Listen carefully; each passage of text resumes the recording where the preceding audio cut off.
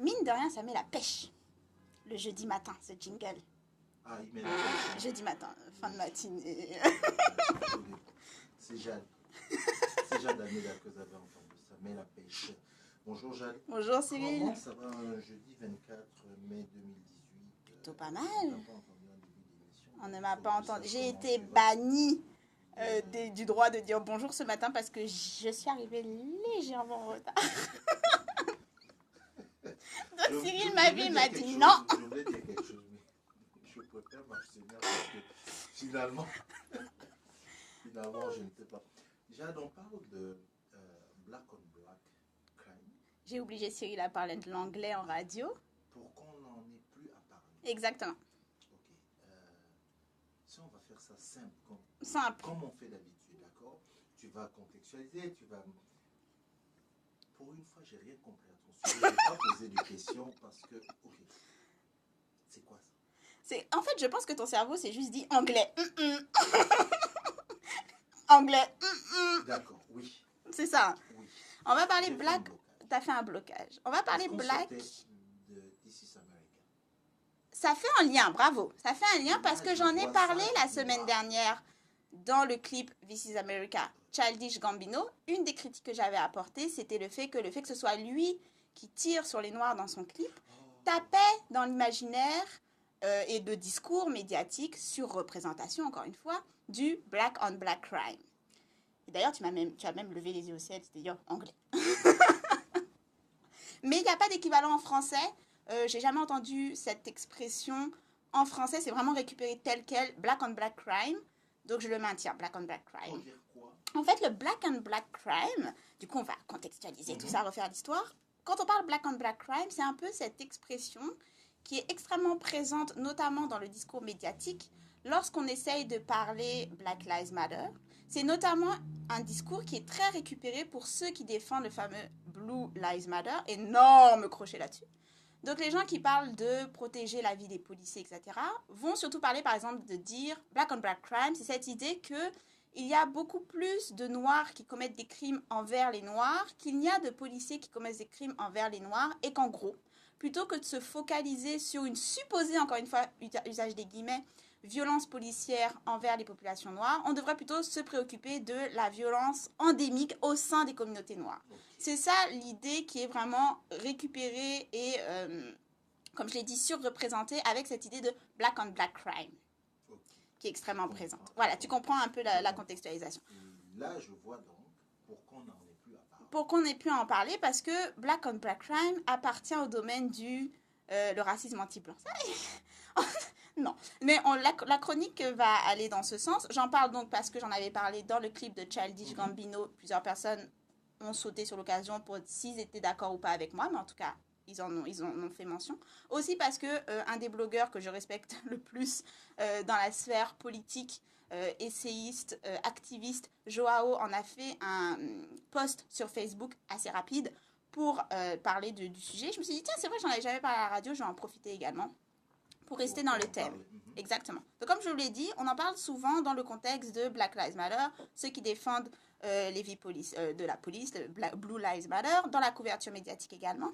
C'est aussi un sujet qui a été relancé par le rapport du FBI qui est sorti en 2013, qui disait 90% des crimes violents que subissent les populations noires sont le fait d'autres noirs. Donc ça avait vraiment ce passage-là dans le rapport du FBI avait été complètement sorti du contexte et s'est emparé. Il y a eu un buzz phénoménal autour de cela. On continue d'en parler aujourd'hui. Donc encore une fois, c'est vraiment quelque chose qui est centré sur l'idée qu'il y a énormément de violence au sein de la communauté noire. C'est de la faute des Noirs. Et moi, j'avais envie de dire, tiens, on va jouer un peu aux poupées russes. Déjà, d'où vient cette expression black on black crime, parce que beaucoup de personnes vont l'assimiler aux États-Unis et à Black Lives Matter notamment, parce que c'est dans cet angle-là qu'on en entend le plus parler de nos jours. Mais en fait, black on black crime, ça permet de faire un petit clin d'œil à d'autres chroniques, vient de l'Afrique du Sud. Ok. En fait, la première fois que black on black crime va être utilisé tel quel comme expression, c'est dans le discours du président Botha en 1986. Oh, ça remonte loin. Ça remonte loin. Donc, il va utiliser cette expression pour dénoncer les violences au sein notamment des townships, au sein de Soweto. Et en fait, cette expression va littéralement être récupérée par la presse américaine des États-Unis pour couvrir ce qui se passe en Afrique du Sud. Donc, pour couvrir les révolutions, les luttes contre l'apartheid. Alors, c'est donc une expression qui, avant tout, partait de « on couvre l'Afrique du Sud, on va parler black on black crime ». Et je vais vous demander de garder cette information en tête parce qu'elle va revenir un peu plus tard dans la chronique. OK ? Donc, c'est vraiment... gardez ça en tête. Je poserai des questions, je vérifie à la fin. Attention, je suis prof également. En gros, black on black crime, pourquoi ça fonctionne? Parce que techniquement, je vais le dire directement, c'est de la fraude intellectuelle. C'est basiquement de la fraude intellectuelle. Pourquoi? Parce que la littérature scientifique, la littérature de criminologie, vous avez toute la littérature le démontre. L'idée de black on black crime, c'est l'idée de dénoncer le fait que finalement les Noirs seraient plus violents envers les autres. Alors que techniquement, lorsqu'on parle de crime, qui commet quoi, en fait, ce qui se passe, c'est que la littérature démontre que les crimes fonctionnent selon si vous voulez, suivre la ségrégation raciale. C'est-à-dire, en gros, si vous êtes noir, vous avez plus de chances, vous avez 90% plus de chances d'être victime d'un crime commis par un autre noir, tout comme si vous êtes blanc. Il y a plus de chances que vous commettiez un crime envers quelqu'un de blanc au sein de votre communauté, tout comme si vous êtes asiatique. En fait, en gros, il montre que le crime, c'est pas black on black crime, c'est juste un crime. Le crime fonctionne de sorte que quand vous regardez la littérature de criminologie, vous commettez un crime au sein de votre communauté envers les gens que vous connaissez. Il y a beaucoup plus de chances que vous subissiez un crime de la part directement de votre entourage. Or, il se trouve que notre société étant ce qu'elle est, c'est-à-dire une société avant tout très ségrégationnée, lorsque vous subissez un crime de la part de votre entourage, si vous êtes noir, votre entourage est basiquement noir, donc vous allez subir un crime de la part de noir. Si vous êtes blanc, votre entourage est blanc, vous allez subir un crime de la part des blancs. C'est-à-dire que lorsque vous regardez... Tout ça me paraît très logique. Lorsque vous regardez le fameux rapport du FBI, il montre la communauté blanche, crime violent, 83% commis par les blancs. Pourtant, en dépit du fait donc que c'est une littérature qui existe, on parle black on black crime, mais on ne va pas parler, il n'y a pas d'équivalent, on ne va pas dire white on white crime, on ne va pas dire Asian crime on Asian. Vous voyez ce que je veux dire? Il n'y a pas d'équivalent, on va juste parler de black on black crime. Et là, on peut se poser la question, pourquoi ce focus? Alors que depuis les années 80, la littérature a démontré encore et encore que parler uniquement black on black crime, c'est créer une idée complètement fausse de comment fonctionnent les crimes.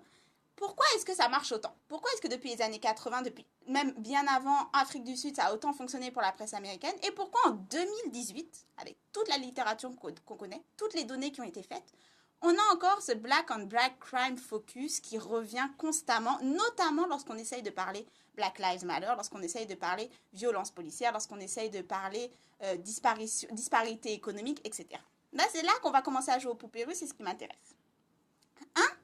Pourquoi il y a autant focus sur black on black crime? Parce qu'en utilisant cette expression, en fait, vous naturalisez la violence. C'est-à-dire que, en gros, lorsque vous dites black on black crime, l'idée qui est sous-entendue par cette expression, c'est que finalement, la violence subie par les Noirs est endémique à la communauté noire. C'est-à-dire que les Noirs seraient culturellement plus violents. Donc, il est normal qu'ils commettent plus de crimes au sein même de leur communauté.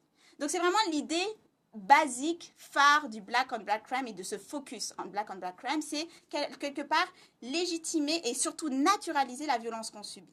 Vous subissez une violence pas à cause de la situation économique, pas à cause des situations de la discrimination, juste parce que vous êtes noir.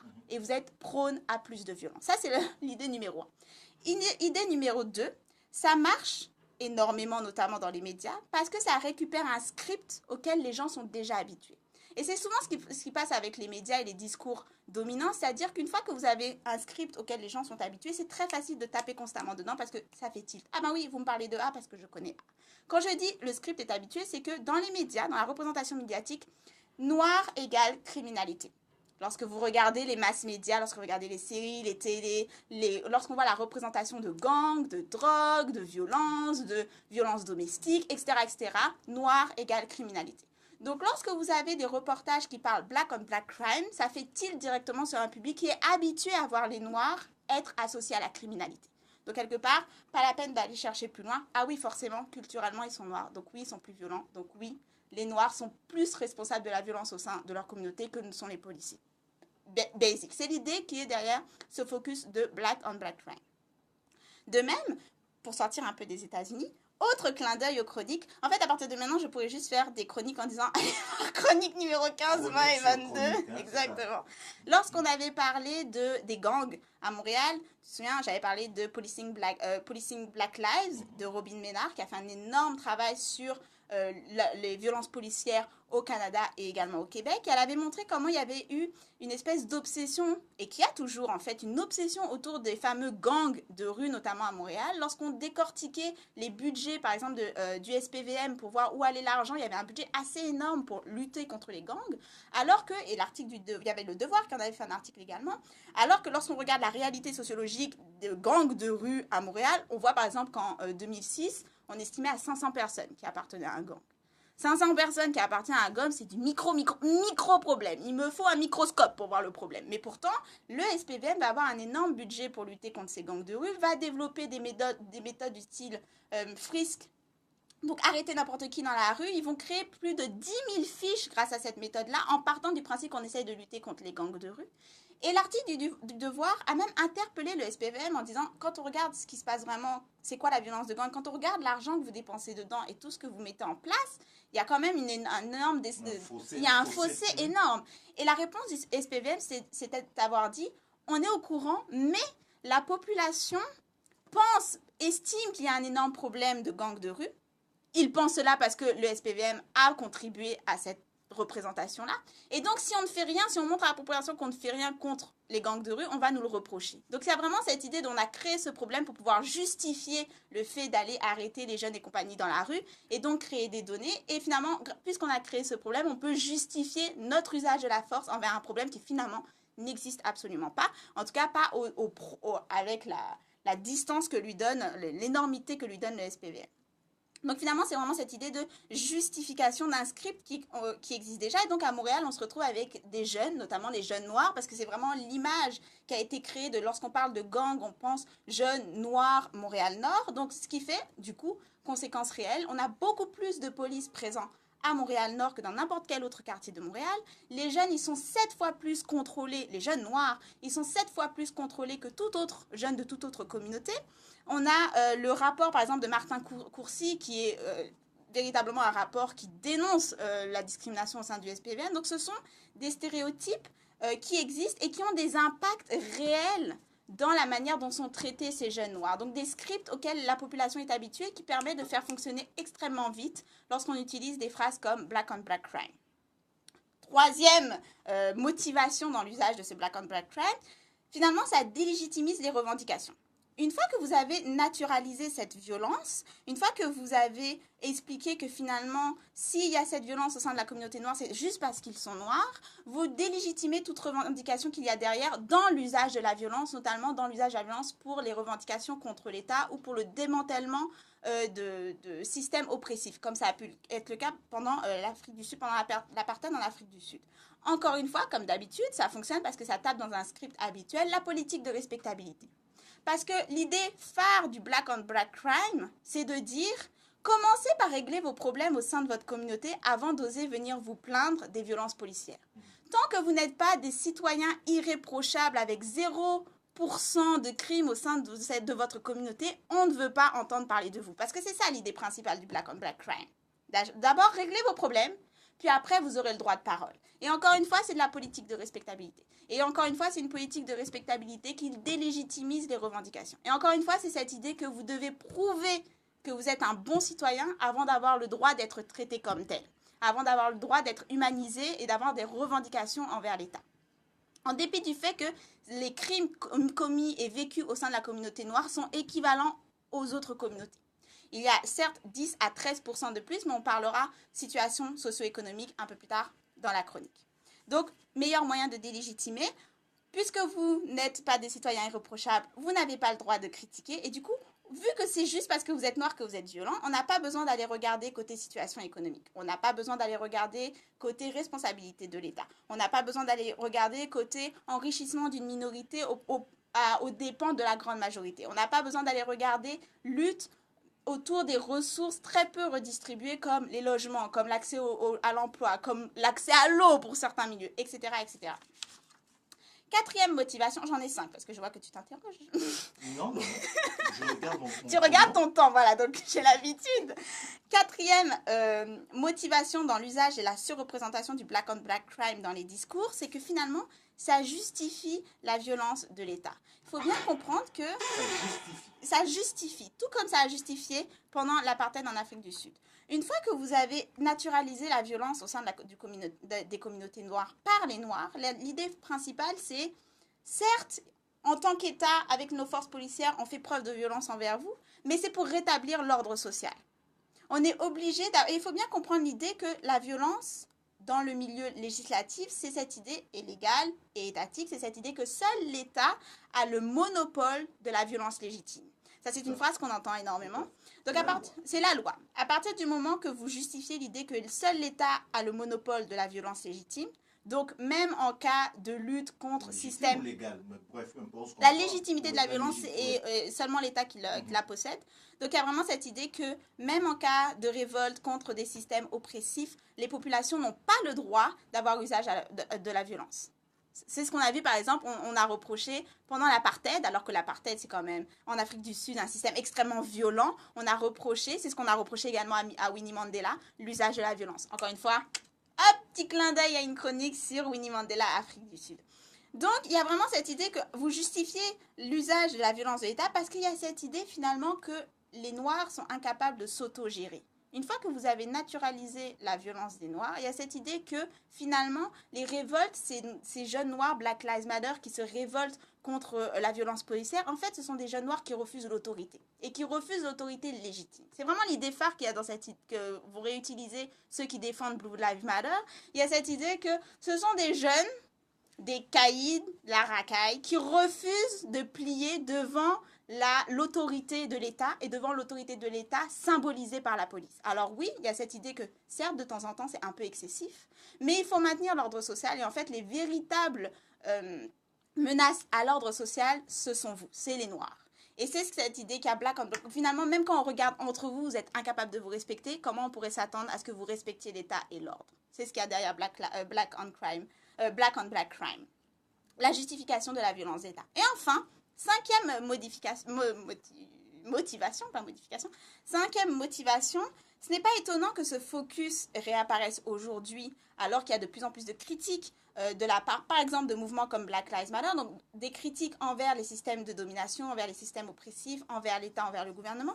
C'est pas étonnant que cela parte de l'usage du terme qui a eu lieu en Afrique du Sud, parce que lorsque vous regardez bien, chaque fois qu'il y a eu des poussées vers une plus grande liberté, une plus grande équité, une remise en question de systèmes d'oppression et de domination, on a eu des médias, des discours politiques, des discours dominants finalement, qui vont réutiliser les stéréotypes et les scripts pour maintenir un certain rapport de force. C'est-à-dire, par exemple, après la période esclavagiste, pendant la période de la ségrégation, lorsqu'il y a eu des poussées pour mettre fin au système de ségrégation aux États-Unis, le stéréotype qui a été utilisé et qui tournait constamment, c'était la représentation de l'homme noir comme un violeur. C'est-à-dire, il faut qu'on utilise, pour justifier les lynchages.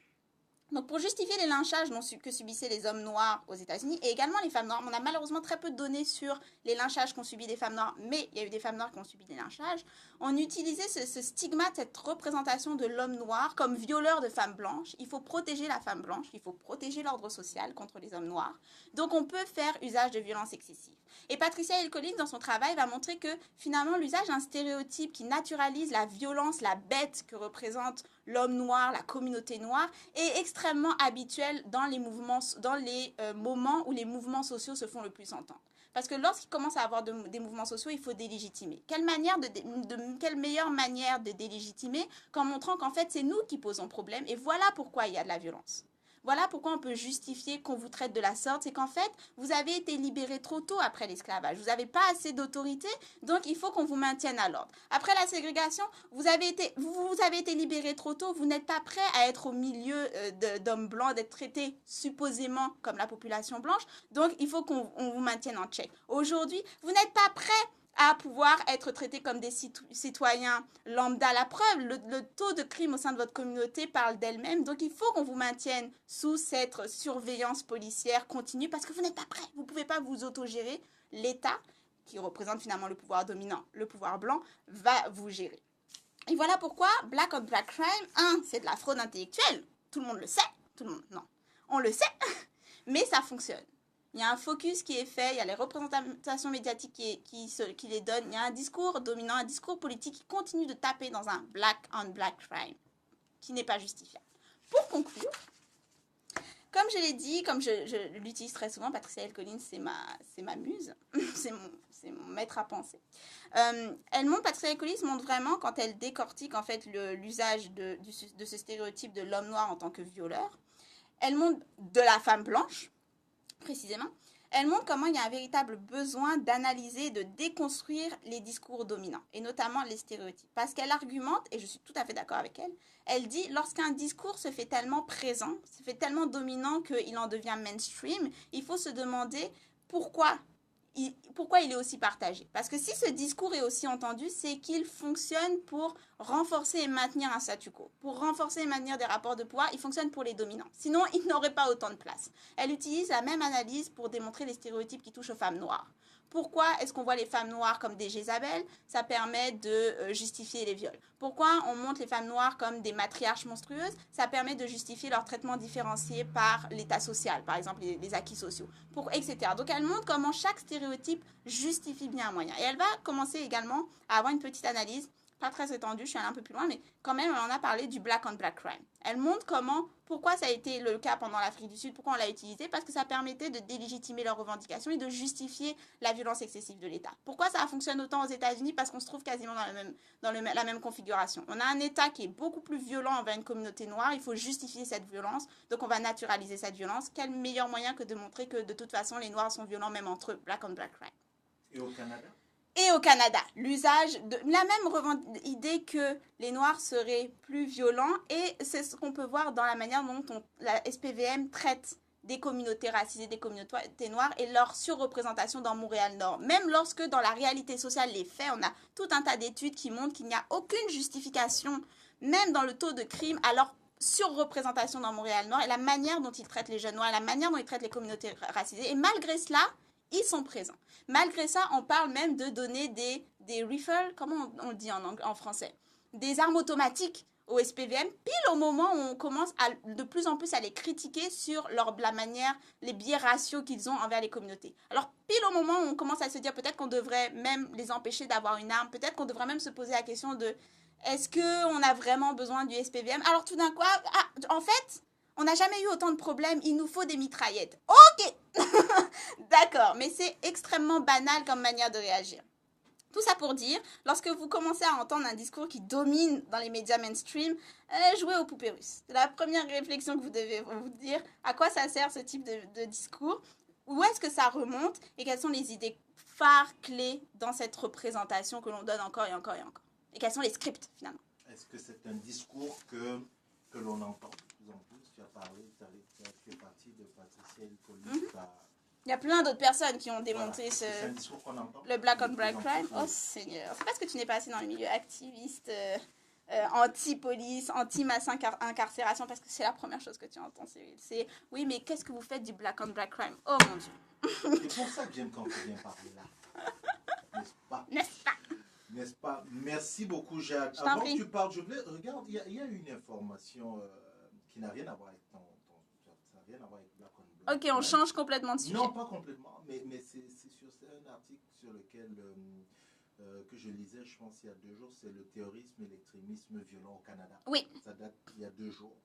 Et il y a ce petit passage-là où on disait que grâce j'ouvre les guillemets, oui, grâce aux outils uniques de classification interactive de la base de données, j'ai constaté que depuis 2000, 22 personnes sont mortes et 104 ont été blessées en sol canadien à la suite de 209 incidents. Oui. Ces chiffres sont certes alarmants. C'est un article que tu as partagé sur Néo-Québec d'ailleurs, sur l'extrémisme au Canada. Parmi ces incidents, on recherche ceux qui ont été causés par des personnes ou des organisations ayant des motifs religieux. On en recense seulement 13. lesquels ont entraîné 2 morts et 5 blessés. Oui. En revanche, si on isole les incidents causés par des organisations qui s'identifient à des mouvements Suprémacistes blancs. les chiffres sont considérables. Oui. 57 incidents distincts ont fait 15 morts et 55 blessés. Et là, on peut faire lien avec la chronique que j'avais dit qui mérite le terme de terrorisme. Parce que l'image qui a été construite par les discours et les médias autour du terme terrorisme... Quand tu dis le discours mainstream. Oui. Nous ne sommes pas le discours mainstream. Non. L'image qui a été construite autour de terroristes, c'est une image de personnes racisées, religieuses, quelque part, on ne sait pas trop, mais probablement en lien avec l'islam, probablement en lien avec une personne qui vient d'immigrer au Canada, enfin dans l'Occident. Donc voilà l'image que l'on a en tête lorsqu'on parle terrorisme. Pourtant, la littérature récente sur les actes terroristes démontre qu'en réalité, la grande majorité des actes terroristes qui ont été commis ces 10 dernières années, dans les pays occidentaux, tout à fait, sont des cas de personnes qui appartiennent à des groupes de suprémacistes blancs. Ce qui fait qu'il y a énormément de personnes qui tirent l'alarme en disant la vraie menace, comme on l'a toujours dit, ça ne date pas d'hier, la menace terrorisme, la menace de crimes violents n'est pas là où le portraitisent les médias, mais les groupes, les suprémacistes blancs. Pourtant, il a fallu des plombes pour commencer à entendre le terme suprémaciste. Et encore, on entend suprémaciste, pas suprémaciste blanc. On dit suprémaciste, donc ça peut porter à confusion. Mais le terme suprémaciste blanc, il y a peut-être cette année que j'ai commencé à le voir dans les médias. C'est la première fois que je le vois sur les écrans dans le métro de Montréal. Et après, je me suis dit, oh, waouh! Quelque chose se passe. Quelque chose se passe pour qu'on commence à se dire, bon, peut-être qu'on va matcher les données. Et c'est aussi quelque chose que j'avais regardé dans le rapport, les rapports plus récents, FBI et compagnie, quand j'ai préparé cette chronique, c'est qu'ils montraient que lorsqu'on prend la totalité des crimes violents, les crimes les plus violents, donc ceux qui rentrent dans la catégorie terrorisme, sont commis par les Blancs.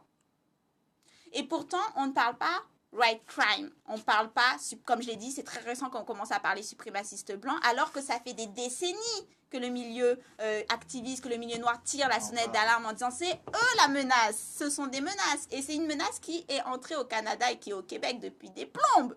Mais bon, tout d'un coup, en fait, les médias mainstream se disent peut-être que avec Internet et tout, à un moment donné, il va falloir qu'on rejoigne les données. On a poussé, ça fait 10 ans qu'on pousse, mais là, on ne peut plus.